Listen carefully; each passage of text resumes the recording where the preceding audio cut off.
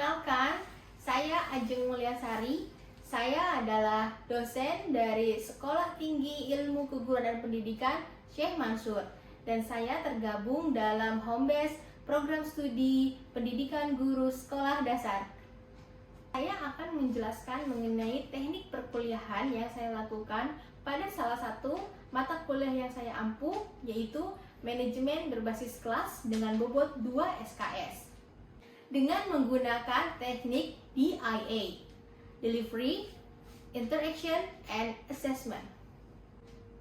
Sebelum memasuki penjelasan mengenai teknik perkuliahan yang saya lakukan, saya membagi video ini ke dalam 3 bagian. Bagian yang pertama adalah perkenalan, bagian yang kedua adalah penjelasan teknik perkuliahan, dan bagian yang ketiga adalah video pengajaran bersama mahasiswa dengan berbantuan aplikasi Zoom Meeting. Pengajaran yang saya lakukan menggunakan sistem daring. Untuk modul mata kuliah, saya menggunakan Learning Management System dengan berbantuan aplikasi Google Site, dan linknya sudah saya sematkan di box description di bawah channel ini. Baik, selanjutnya masuki bagian kedua, yaitu pemaparan teknik perkuliahan. Selamat menyaksikan.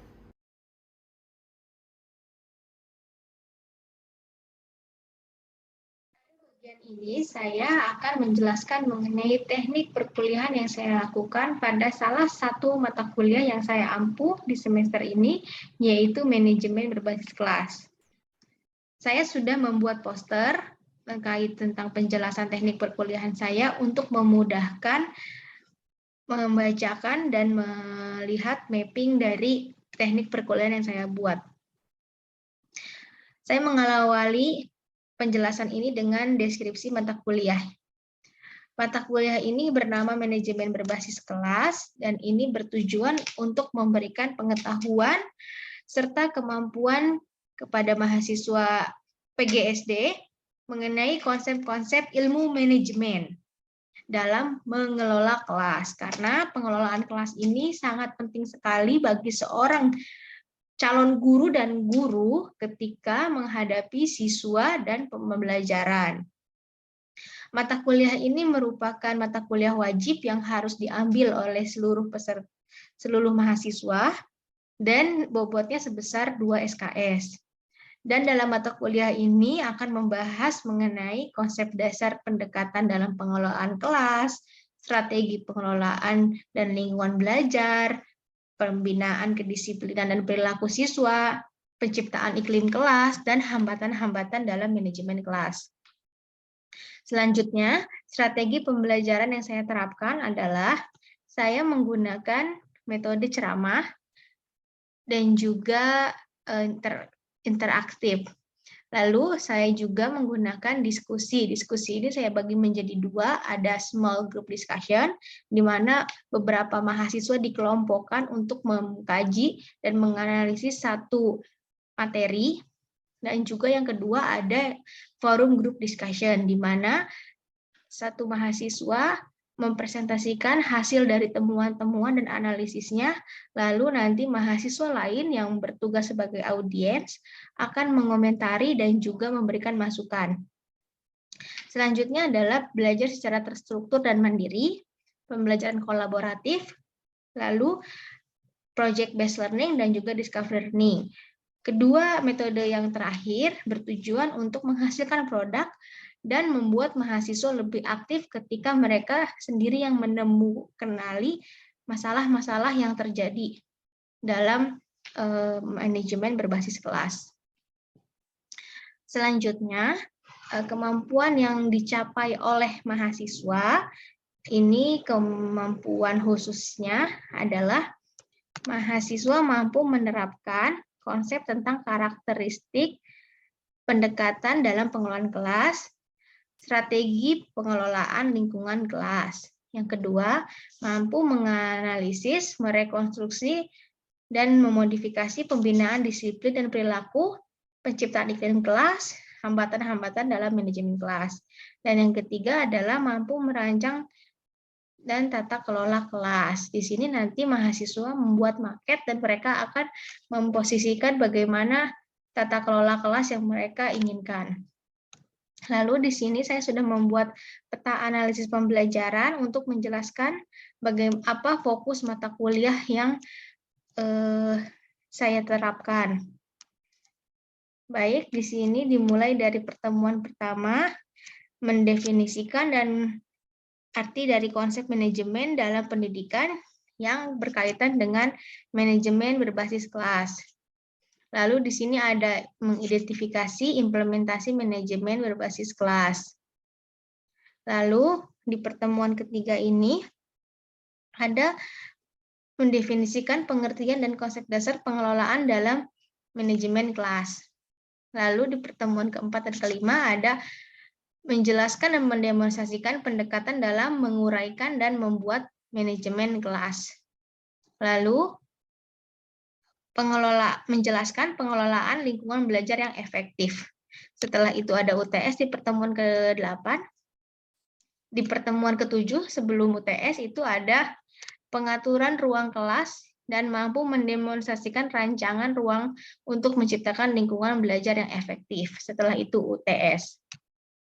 Setelah itu di pertemuan ke-9 dan 10 menganalisis dan mengidentifikasi perilaku anak dan menerapkan pembinaan disiplin pada anak. Di pertemuan ke-11 dan 12 ada menganalisis kondisi kelas yang ideal dan alternatif pemecahan hambatan dan pengelolaan kelas. Di pertemuan ke-13, 14, dan 15, di sini mahasiswa melakukan observasi ke sekolah untuk melihat bagaimana pola manajemen kelas yang dilakukan oleh beberapa guru di beberapa sekolah. Setelah itu, masuk ke UAS. Selanjutnya, penilaian capaian kompetensi. Evaluasi penilaian capaian ini saya menggunakan evaluasi sikap dan keterampilan umum dengan teknik non-tes atau melakukan observasi.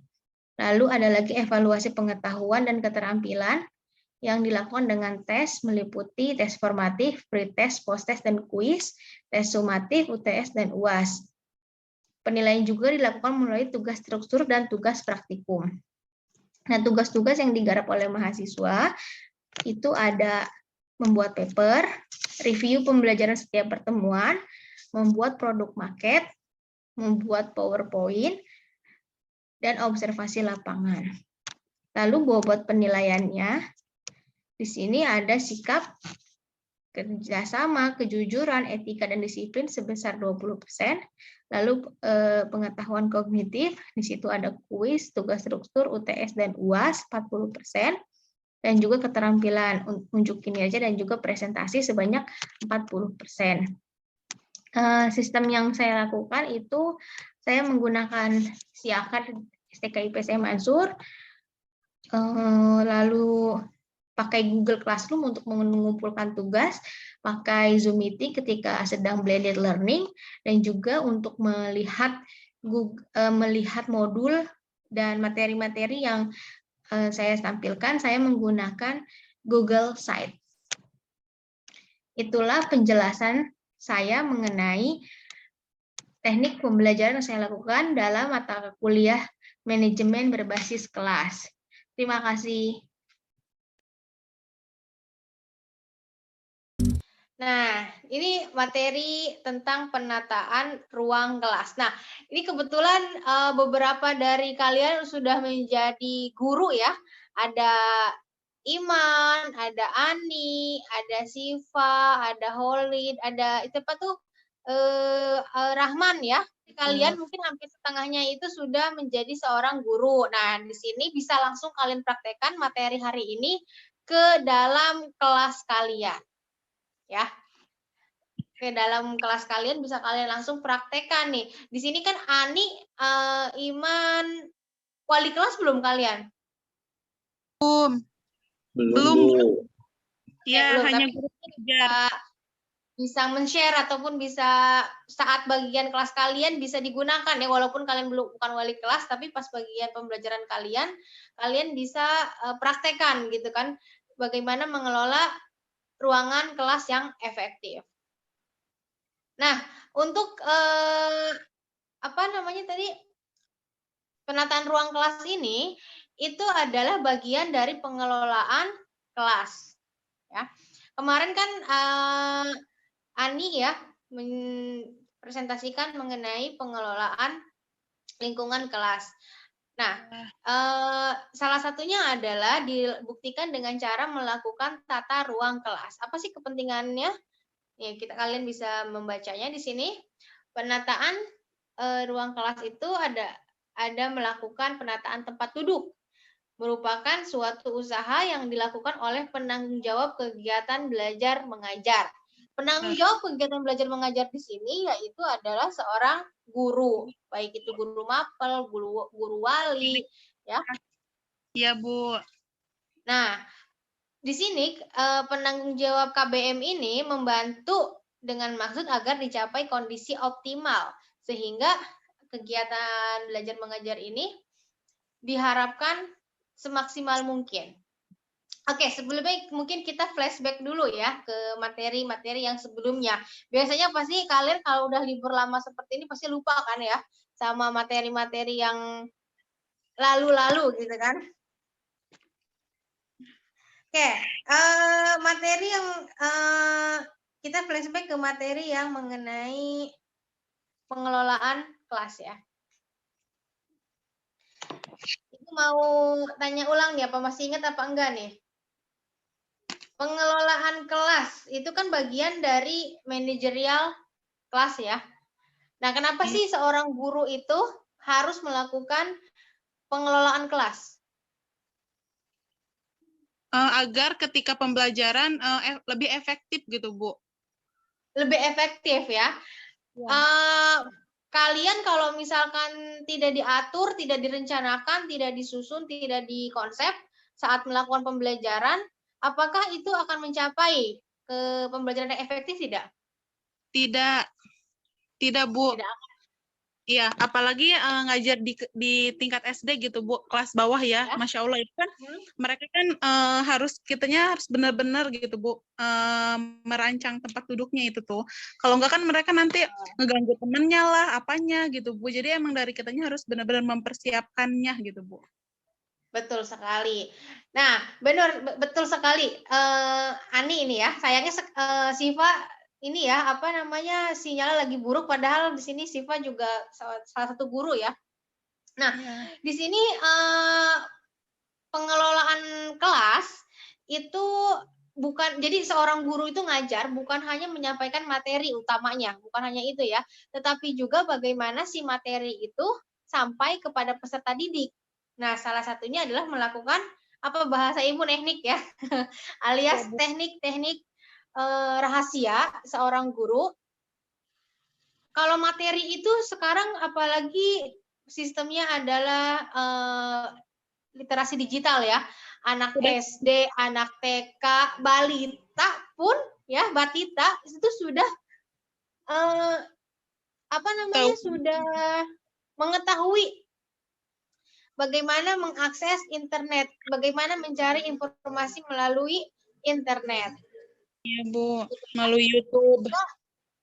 Sehingga materi-materi itu bisa dipelajari melalui digital. Tetapi masalahnya adalah kita sebagai seorang pendidik ya di sekolah, materi itu tidak hanya disampaikan biar siswa paham, tetapi juga bagaimana membuilding atau membangun karakter-karakter yang tidak bisa diajarkan oleh digital, tidak bisa diajarkan oleh media gitu ya, tapi bisa diajarkan melalui pengajaran seorang pendidik gitu ya. Nah, di sini maka dari itu siswa itu bukan hanya pencapaian pemahaman secara kognitif ya, tetapi juga ada afektif dan juga psikomotoriknya. Nah, kalau misalkan nih, kayak misalkan Ani kan ngajar ya, anak siswa-siswa SD ya. Siswa-siswa SD kan aktif-aktif ya. Apalagi mereka ini adalah anak-anak yang baru masuk kepada dunia sosial, dunia lingkungan masyarakat. Itu kan perlu diajarkan untuk yang namanya berbaur dengan lingkungan sosial. Salah satunya adalah di dalam kelas ini ya. Melakukan pengelolaan kelas ini salah satunya membuat siswa bisa berbaur dengan teman-temannya. Nah, itu salah satunya adalah pakai ini nih, tempat duduknya diatur kayak gitu kan. Kalau misalkan ngajar biasa aja, si A sama si B dudukin di depan gitu kan, dia sosialnya bakal sama orang ini aja selamanya gitu kan, selama 1 semester 2 semester itu. Tetapi kalau kita melakukan variatif dalam belajar, tempat dirubah bentuknya, formasinya dan lain-lain. Nah, di situ membuat si peserta didik lebih membaur dengan teman-teman yang lainnya. Begitu ya. Oke, selanjutnya Ibu mau tanya lagi, masih ada yang ingat tidak dalam pengelolaan kelas itu ada 2 jenis? Ada yang ingat jenisnya apa aja?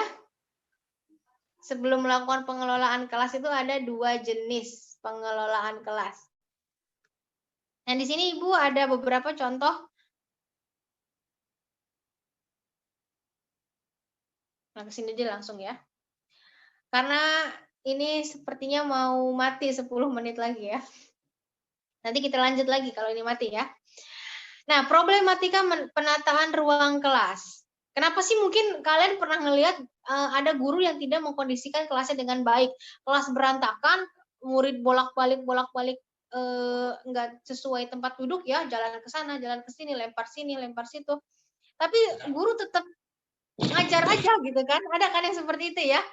Mau kelas udah jumpalitan kayak gimana, tapi si guru tetap ngajar gitu ya, tetap apa namanya, tetap memberikan materi gitu, tidak melihat di lingkungan kelasnya sudah tidak kondusif untuk belajar.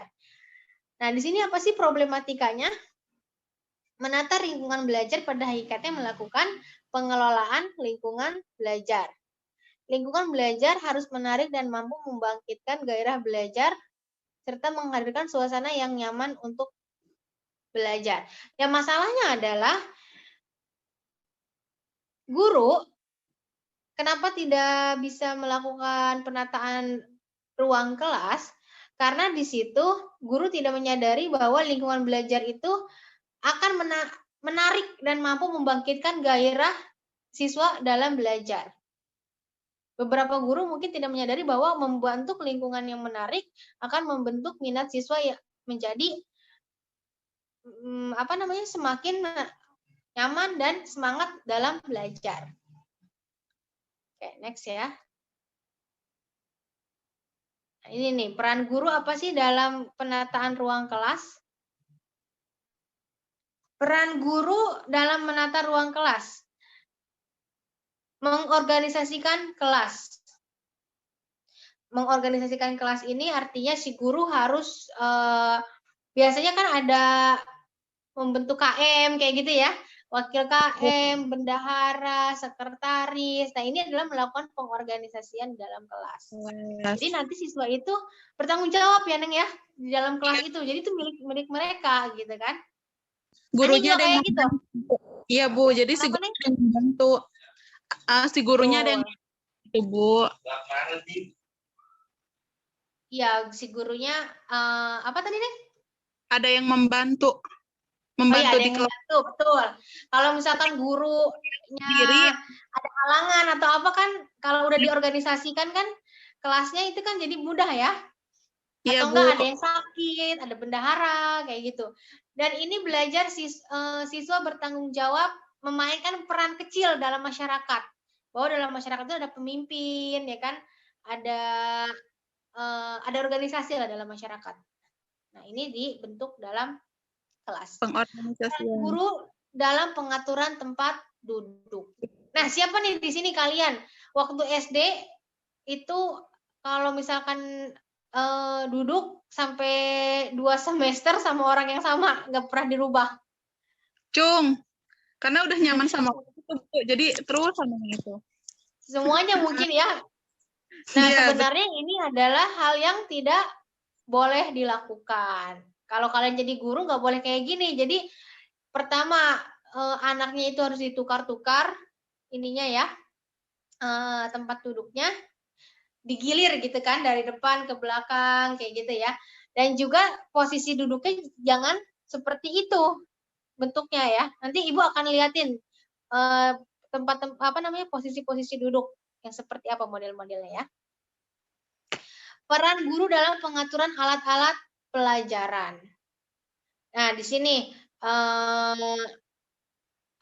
kalau dalam kelas itu enggak cuma ada papan tulis kan ya? Iya. Ada Biasanya meja, kan ada meja, ada kursi. Selain itu juga di situ maksudnya ada apa sih, kalau di beberapa sekolah itu ada pojok baca kayak gitu, atau enggak ada yang digantung-gantung itu namanya dokumen siswa itu loh, Neng.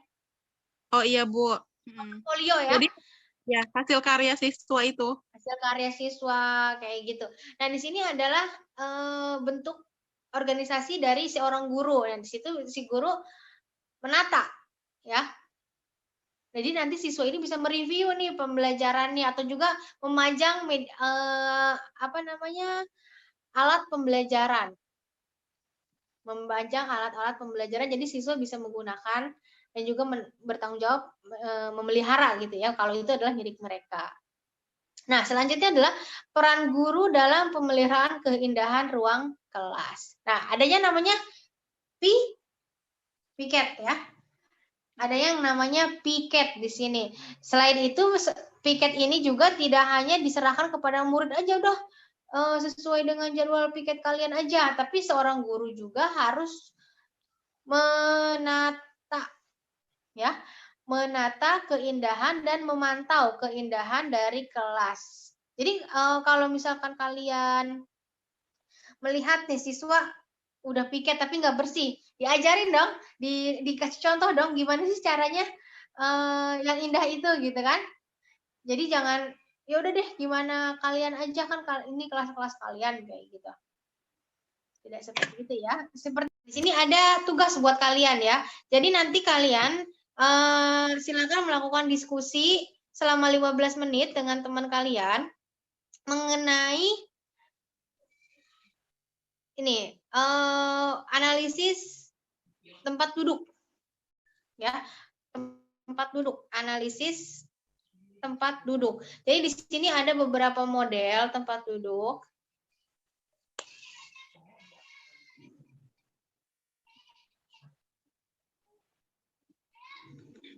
Sebentar ya.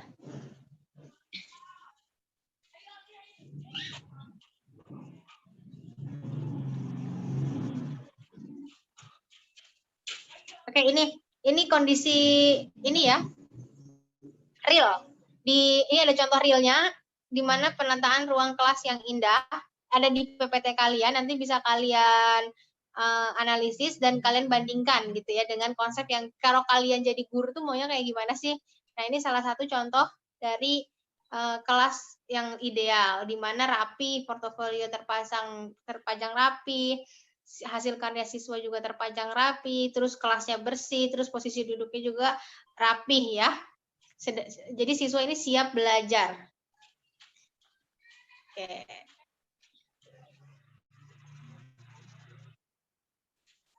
Nah, ini ada beberapa model kan di sini kan, ada apa ini gaya auditorium, ada tatap muka, ada gaya seminar, dan ada gaya klaster. Silakan kalian bagi menjadi beberapa kelompok, lalu kalian analisis dan kalian buat laporan analisisnya. Kalian mau membuat konsep yang seperti apa dalam penataan tempat duduk. Misalkan Ani pengen konsep auditorium, dan itu Ani analisis. Kenapa Ani memilih konsep auditorium? Apa kelebihan dari auditorium itu? Lalu bagaimana ketika siswa dengan posisi duduk auditorium ini, belajar siswa ini akan seperti apa? Lalu media pembelajaran materi pembelajaran apa yang cocok untuk model auditorium? Seperti itu. Dilakukan analisisnya ya. Nanti kalian silahkan lakukan selama 15 menit. Ada ya di PPT ya lampiran tugasnya ya. Sudah ada kan di kalian ya? Ada, Bu. Oke. Baik, Ibu akan close selama 15 menit, nanti kita akan kembali lagi ya.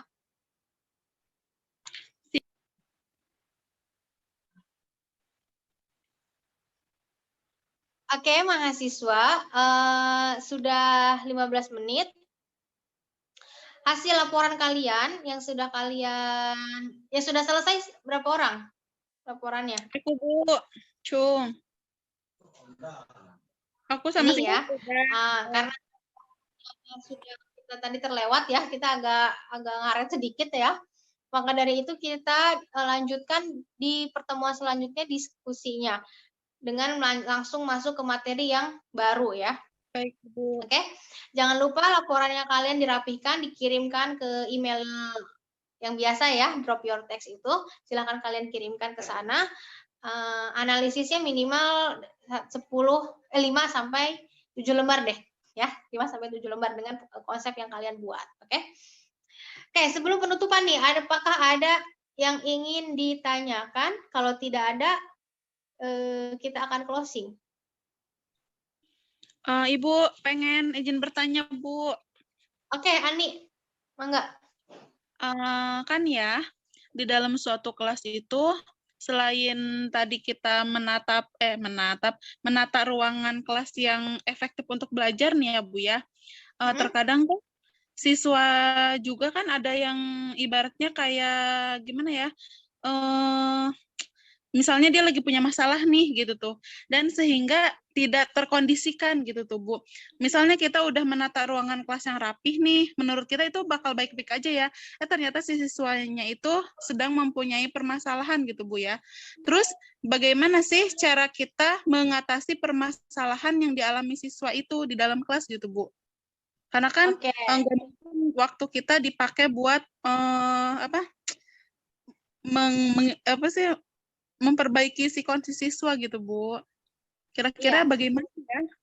Jadi dalam dalam pengelolaan kelas ini yang tadi itu ya, kita kan membahas materi kemarin bahwa penataan ruang kelas ini adalah bagian dari pengelolaan kelas, dan pengelolaan kelas tidak hanya mengurusi mengenai tata ruang kelas, tetapi juga kondisi psikologi siswa, emosi siswa, afektif lah ya, afektifnya siswa, kognitifnya siswa itu menjadi poin penting dalam pengelolaan kelas, karena unsur utama dalam subjek utamanya adalah kan siswa kan ya, yang menjadi sasaran utama kan dalam tujuan pembelajaran ini kan berfokus kepada perkembangan peserta didik.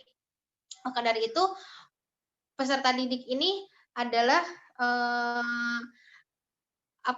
sasaran utama yang tentunya apapun yang membuat menjadi kendala bagi peserta didik harus diatasi oleh guru gitu kan, harus diselesaikan oleh guru, pemecahan masalah. Tentunya apapun yang membuat menjadi kendala bagi peserta didik harus diatasi oleh guru gitu kan, harus diselesaikan oleh guru, pemecahan masalah. Ini nanti sebenarnya ada di materinya Mimin ya, di pertemuan mau kita akhiri. Assalamualaikum warahmatullahi wabarakatuh. Waalaikumsalam warahmatullahi wabarakatuh.